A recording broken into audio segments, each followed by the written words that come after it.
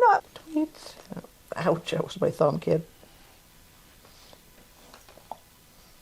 Did you hear it hit the thing? There it is.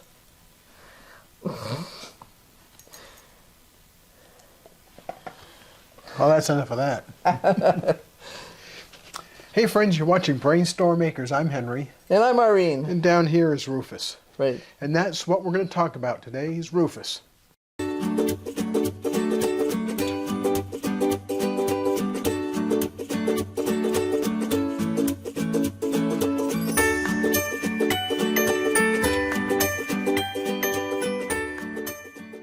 We had Rufus's DNA checked because he's the third in a line of 3 service dogs. The first one was, that's enough. The first one was Bruno. Now we knew everything about Bruno. He was a pedigree dog. He was AKC registered. We knew his his sire, his whole thing. We knew his brothers and sisters. Yep. So we knew what was going to happen with him. Now, Bruno was not originally started out to be a service dog. No. Irene was training him to do agility after our daughter, who originally had Bruno, discovered that she was too busy. She was just starting college. And we said, don't get a dog. And she said, it'll be fine. So, so we knew what Bruno was, and when it came to Jack, which was a rescue dog, we knew what he was too, because he was very clearly a perfect confirmation of a rough coat Jack Russell Terrier, right. And that's in fact what he was.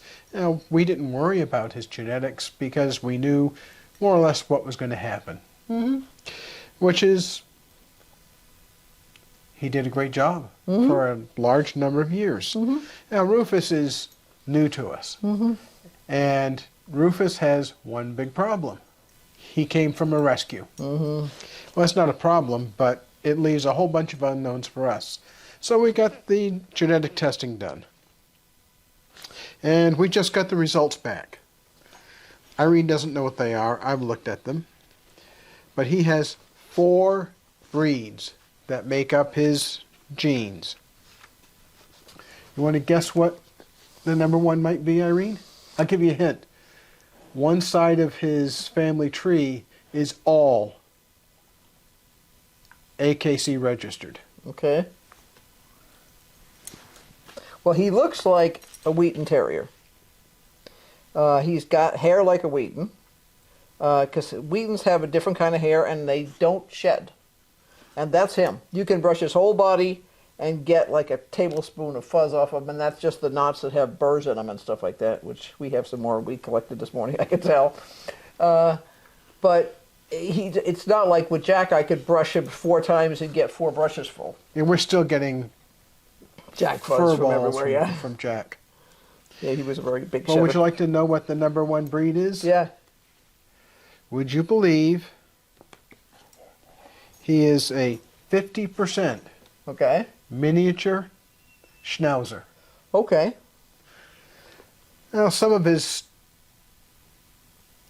structures look like a Schnauzer, but it looks more like another breed that he has. There's a second breed. What do you think the second breed might be? I don't know. We'd actually talked about this. Well, it wouldn't surprise me, based on the color and the structure of the fur on his back, that he could be German Shepherd or something like that. Well, not quite. He's 22% American Bully. Okay, yeah. So, because he has a jaw that's like an ox. Number 3, he's 19% Boxer. Okay. So Boxer and the American Bully, he has that same kind of massive jaw structure. Number 4, what do you think he might be? I have no idea at this point. He's not a Chihuahua, let's put it that way. He is 8.7% American Pit Bull. Okay. Now, all of these breeds, except for the miniature Schnauzer, came on one side of his family tree. The great thing about this is that he has 1% interbreeding coefficient, which means that he's not been inbred, which is nice. So we know that his grandparents were not closely related, his parents were not closely related, and he's not closely related to most anybody besides his parents. Right. Now, we used a service that I'll put in the show notes.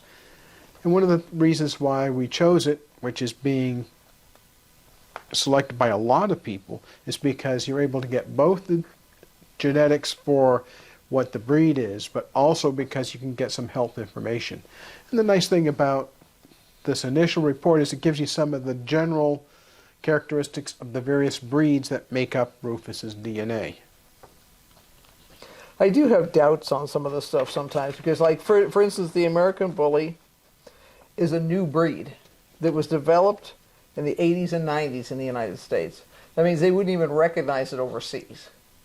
And that means it was a mutt. And they've just decided to call it that, you know? And now it breeds true. We also have the origins for Rufus's DNA. So we have a nice little report about that.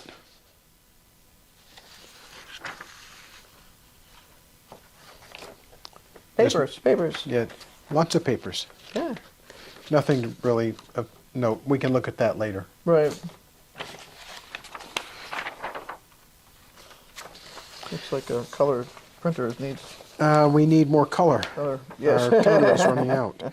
So if you look at his lineage, you can see on one half it's all miniature Schnauzer. The next level up is miniature Schnauzer. Right. So one of his parents was miniature Schnauzer. Right. And Somebody came in through the fence. That's what I would say, because if you look at the other side, remember you have one male and one female, and that means that you can divide that DNA up in half all the way down the tree. Right.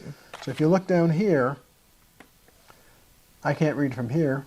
What do you see? American Bully, Boxer, American Pit Bull Terrier mix. So we had a set of American Bullies that contributed DNA to Rufus. And they were then purebred to the next level. Yeah, and then you have an American Bully mix, they're calling it. Well, it was an American Bully and American Bully mix. They gave you American Bully mix, and then that you know, mishmash. And he doesn't look like any of these dogs, with the exception of the fact that he has the pit bull jaw. And he looks like actually a Schnauzer with his facial fur. Could, but he's certainly not miniature. No, in fact, the funny thing is this report says that he's a small dog, and Rufus is anything but small. He's 50 pounds of muscle. We know what small is. Yeah, Bruno was a small dog. He weighed a whole 10 pounds. Yeah, when he was wet. Yeah. And Jack was 25 in his old age. He started out 19 when we got him, and he was too skinny. And the first thing he did was gain a couple of pounds when we started feeding him, because he hadn't gotten regular meals. He was not dominant enough to fight off other dogs for his food, so I think he went hungry a little bit there. Interesting. Now here's the report on the coefficient of inbreeding. Right. And this is Rufus over here. Right.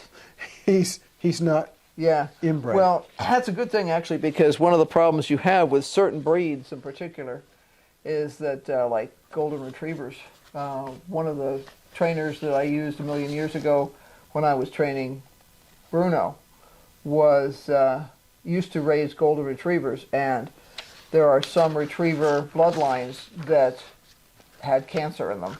She actually stopped breeding those lines that she had because she just, as she said, I can't do that. I can't do that. And I can't lie to people about the fact that they're going to have this big, healthy dog. But that's a responsible breeder. Unfortunately, not all breeders are responsible. Right. Now, one of the reasons why we went with this particular genetic testing service is that it also gives you the genetic predisposition for certain kinds of health issues. Right. So, I'm very happy to say that Rufous does not have any markers for the common problems that could happen in any of the breeds that he's derived from. Nice. Yeah, variant not detected. So I actually tested, let's see, 239 different variants between the two sets of tests, and he's clean on all of them. Now there is a specific caveat that they give, that there's a specific kind of condition that happens to small dogs that has to do with how well they uptake their food and things like that. So it's nice to know that we can just give this information to our vet when we see him on Wednesday. Right. And he can give us some additional information. Now, Rufous is doing great, except he sometimes chews. Yeah, well, he's a big chewer, so we have all kinds of chew toys for him and stuff like that. He got in trouble this morning for chewing on something he wasn't supposed to be. But other than that, he's a garbage can. You know, if you drop anything on the floor, you know exactly where it's going to be within the next 5 seconds. It'll be in his mouth. The good thing about him is that if he picks up a foreign object, like a piece of plastic, he might chew a little bit. He'll chew it and spit it out, but the problem is he'll ruin it. So you have to, you know, we've lost quite a few pens that have, if he can reach it with his nose, it's gone. It's gone. And if you drop it on the floor, it's gone. How's his training going, Irene? It's actually going pretty well. He was moderately compliant this morning, so we were running through some of the regular stuff, and I was just walking him around so he would be with me and get himself worn out a little bit, because I had to run around between buildings to transport fertilizer and do this and that and the other thing. I ran out of both the microboost and the 20-20-20 in the greenhouse, and I needed to get more of both of those.